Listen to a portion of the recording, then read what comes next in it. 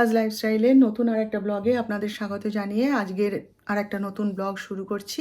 আশা করি আপনারা সবাই ভালো আছেন। তো আজকে হচ্ছে কি শুক্রবার, আর এখন বাজে হচ্ছে 11:15। তো আজকে মানে সকাল থেকে না মাথা খারাপ অবস্থা, জানেন তো। কেন কি আজকে সকাল থেকে ডাক্তার সাহেব মিস্ত্রি লাগিয়েছে, কাঠ মিস্ত্রি কাজ করছে। ও আমাদের ঘরে অনেক টুকিটাকি মানে অনেক দিন ধরেই কাজগুলো আটকে ছিল। আমাদের নার্সিংহোমে এই লক্ষণদা কাজ করছিল, তারপরে উপরে দোতলায় ওদের কাজ করছিল, যার ফলে আমার কাজগুলো হচ্ছিল না, আমার টুকিটাকি কাজ সমস্ত। তো অনেক কাজই জমা হয়েছিল।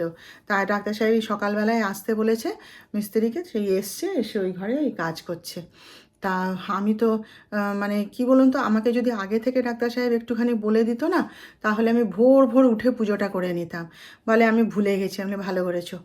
দিয়ে তারপরে তো ওই মানে আর উপায় না দেখে সেই মিস্ত্রির মানে ঘাড়ের উপর দিয়েই বলতে পারে না, বলি দাদা একটু সরুন তো, বলে গিয়ে চান টান করে এসে ওই একদিকে মিস্ত্রি কাজ করছে আর একদিকে আমি ঠাকুরের জায়গাটা মুছে নিয়ে পুজো করলাম। কী করবো বলুন, এত বেলা হয়ে যাচ্ছে, পূজা না করে কি পড়ে থাকে। আর তারপরে আজকে শুক্রবার, আজকে তারপরে পুজো না করতে পারলে আমি খেতেও পারবো না, তাই না। সেই চা বিস্কুট খেয়েছি, থাইরয়েড প্রেশারের ওষুধ, থাইরয়েডের ওষুধ খেয়ে। আর অতক্ষণ তো খিদে সহ্য করতে পারবো না, তারপরে আমাকে রান্না টান্নাগুলোও তো করতে হবে না। সেই জন্যে ওই একদিকে কাঠমিস্ত্রি ধড়াম ধড়াম করে পিটাচ্ছে, আর একদিকে ওই কোনো রকমের চোখ বুজে ঠাকুর ঠাকুর ঠাকুর ঠাকুর করে পুজোটা সেরে নিয়েছি আজকে। নিয়ে এসেই দাঁড়িয়েছি। তো যাচ্ছি, দেখি ভাত ডাল করে ফেলি, যা হোক করে করে চানটা না করলে তো ভাতের হাঁড়ি ছুতেও পারছি না, না রান্নাঘরে তো ঢুকতে পারছি না। সেটাও তো একটা অসুবিধা। প্রথমে ভাবলাম যে আচ্ছা ঠিক আছে, পূজা পরে হবে নাই তো, একটু বাসি কাপড়টা ছেড়ে তারপরে রান্নাটা করে নিই। তারপর দেখলাম না, বাসি কাজ সমস্ত করলাম, বিছানা তুললাম, রান্নাঘর পরিষ্কার করলাম, তারপরে আর ওরম বাসি কাপড় ছেড়ে না বিরক্তি লাগলো। আমি না, চানটা আমাকে করতেই হবে, না করে আমি রান্নাঘরেও ঢুকতে পারবো না, আর পুজোটাও হবে না, পিছিয়ে যাচ্ছে। সেই জন্যে কোনো রকমের পুজোটা করে এসে দাঁড়িয়েছে। এখন ওখানে কাজ হচ্ছে, আবার রান্নাঘরেও কাজ আছে, কী জানি করবে কি না বলতে পারবো না। তো যাই হোক, চলুন সঙ্গে থাকুন আপনারা। হ্যাঁ, যে হচ্ছে বেলা 12:30, জানেন। এই যে একটুখানি সুজি আর এই যে চা নিয়ে বসেছি। এখনও ঘরে কাজ হচ্ছে। তো মানে আমি পুজোটা করে উঠে আগে একটু খেয়ে নিই, তারপরে বাকি কাজ হবে। আর এই যে ভাত উপর দিয়েছি, এই যে দেখতে পাচ্ছেন, ভাত উপর দিয়েছি, আর ডাল সেদ্ধ করা হয়ে গেছে। এবার একটু খেয়ে নিই, তারপরে বাকি কাজ করবো। দেখুন, খাওয়া শেষ করতে না করতে একটু মানে চাটা যা খাচ্ছি, সঙ্গে সঙ্গে ফোন এলো ডাক্তার সাহেবের। আবার নার্সিংহোম থেকে ডাকছে, প্রচুর পেশেন্ট আছে। হ্যাঁ, সে আবার ডাক্তার সাহেবের ফোনে পায়নি বলে আবার আমার ফোনে ফোন করেছে, জানেন তো। ওই যতক্ষণে মিস্ত্রি কাজ করছিল, পুজো করতে পারছিলাম না, ততক্ষণে আমি একটুখানি ওই ভাতটা আর ডালটা বসিয়ে দিয়েছিলাম, জানেন। তা সেই ডালটা এই যে একটুখানি সাঁতলে দিচ্ছি, মুগ ডাল একটুখানি সাঁতলে দিচ্ছি, দিয়ে দেখি একটু আলু ভাত এটাতে কিছু করে দেবো চট করে। আর ওই দিয়েই খেয়ে বলছে যা হয়েছে তাই দাও, ডাল ভাত হয়ে থাকলে তাই দাও, আমি তাই খেয়েই চলে যাব। তো দেখি কতদূর কী করতে পারি। এখন তো সব মিস্ত্রির কাজ হয়ে গেছে, এখন তো প্রায় 1:15। তো কিছু কাজ তো করতে পারিনি না, চুপ করে তো বসে আছি। তো যাই হোক, এই যে ডালটা হয়ে গেল, ডাক্তার সাহেবের চান করতে করতে দেখি কতটা কি করে দিতে পারি ঝট করে। চলুন। হ্যাঁ, আজকে আমার অবস্থা ঢিলা করে দিচ্ছে, বাপরে। দেখুন, মুগের ডাল, আর এখানে বলছিল পেঁয়াজ দিয়ে মেখে দিতে। আমি বলি আমার এখনও অনেক রান্না বাকি আছে, নিজের খাবারও করা হয়নি, আমি পেঁয়াজ দিয়ে মাখতে পারবো না। ওই জন্যে ওই বড়ি দিয়ে, শুকনো লঙ্কা দিয়ে, তেল দিয়ে আলু ভাতে মাখিয়ে দিয়েছি। এটা আমার যিশুর এটা। আর এই ডাক্তার সাহেব এই দিয়ে আর পাঁপড় ভাজা দিয়ে খেয়ে বেরিয়ে চলে গেছে। আর দেখি আমার খাবার অর্ধেকটা হয়ে গেছে, ঘরে রেখে এসেছি। এবার রুটি কটা করে নেব, নিয়ে আমার যিশুর জন্য একটু পাঁপড় ভাজা আর একটু ডিম ভাজা করে দেবো, দিলে ব্যাস রান্না শেষ আজকে। জানেন, ডাক্তার সাহেব কলকাতা থেকে এসছে যখন, তখন কটা বাজে জানেন? রাত তখন 2:30, জানেন। ঘর বার করছি পাগলের মতো, বুঝলেন। মোটে তো ফোন তো ধরবে না। একবার রাত 12টা, তখন বোধহয় ওর ভাই ফোন করেছিল তখন ওই ড্রাইভারকে মনে হয় ফোন করেছিল, নাকি ওকেই ফোন করেছিল জানি না। আমাকে এসে বলল যে তখনও কলকাতায় ই মলে বসে আছে, দিয়ে এবারে আসতে দেরি হবে। আচ্ছা, এবারে 12টার সময় যদি কলকাতায় বসে থাকে বলুন, দেরি মানে তাহলে কত দেরি হবে? এইবারে রাত্রি 1টা বেজে গেছে, 1:30টা বেজে গেছে। আমি বলি কী রে বাবা, ফোনও করে না, আসেও না, কি ব্যাপার রে বাবা। মা বেটা দুজনেই জেগে বসে আছি। যিশু তো জেগেই থাকে রাত অবধি, ও তো সেই রাত্রি 2:30টা 3টা এরকম বেজে যায় ওর ঘুমাতে। দিয়ে তারপরে আমি এবারে ঘর বার করছি, আর ফোন তো ধরবে না কিছুতেই। একটা লোক বাইরে রয়েছে বলুন, আর যে ফোন করে জানান দিই যে আমার আসতে দেরি হবে কি আমি আসছি, ওসব তো কোনো কিছু জানানোর প্রয়োজন নেই। দিয়ে আর আমি কী রে বাবা, আজকে কি তাহলে কলকাতায় রয়ে টয়ে যাবে কারো বাড়ি, না কী করবে? তারপরে যিশুকে গিয়ে বলছি যে দেখ তো বাবা কী করি বল দেখিনি, এরকম টেনশন, এ তো পারা যায় না। যিশু বলছে না না চলে আসবে, দাঁড়াও। 4বার 5বার ফোন করেছি জানেন তো, ফোন ধরেনি।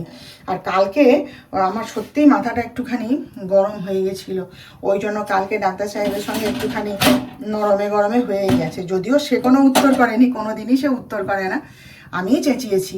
আমি বলি মানুষের একটা কাণ্ডজ্ঞান তো থাকে, তোমার দেরি হচ্ছে তুমি তো ফোন করে জানাবে।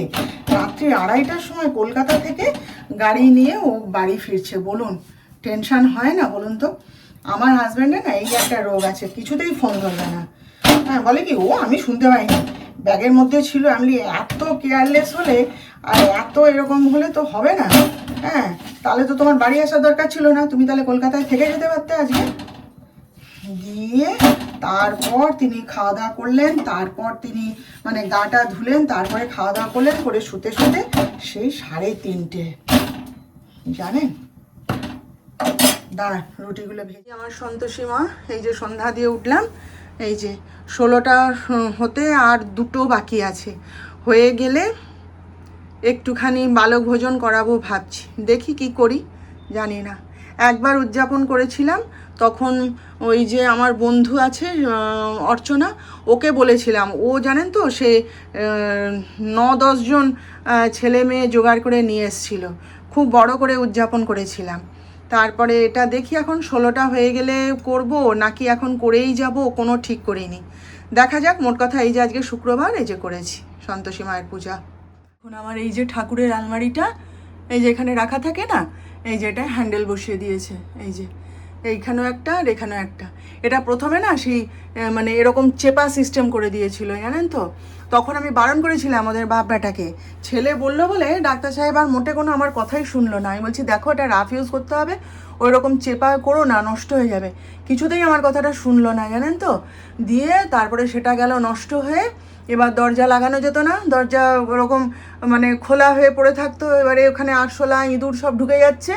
তখন আজকে ওই জন্য মিস্ত্রিকে ডেকে এই যে হ্যান্ডেল লাগিয়ে দিয়েছে। এই যে প্রথমে তো শুনবে না কথা, নিজের ল্যাবে ওরকম বানিয়েছে বলে ও ঘরেও এরকম স্টাইল করে বানাতে গেছিলো। তখন বলেছিলাম দেখো এটা হবে না, নষ্ট হয়ে যাবে, সেই জন্যে আজকে এই যে এইগুলো লাগিয়ে দেওয়া হলো।